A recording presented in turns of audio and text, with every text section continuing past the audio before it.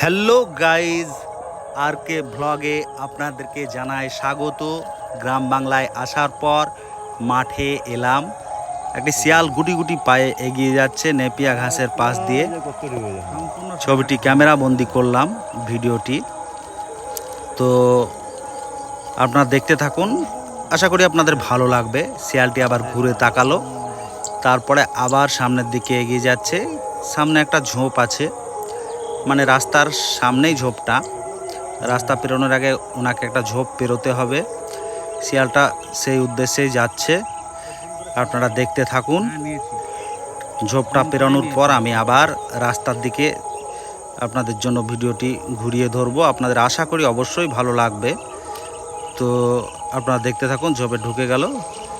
এবার গ্রামের রাস্তা যেখানে যোগ হয়েছে, এই মাঠের রাস্তা, অ্যাকচুয়ালি মাঠের রাস্তাতে ধরলাম।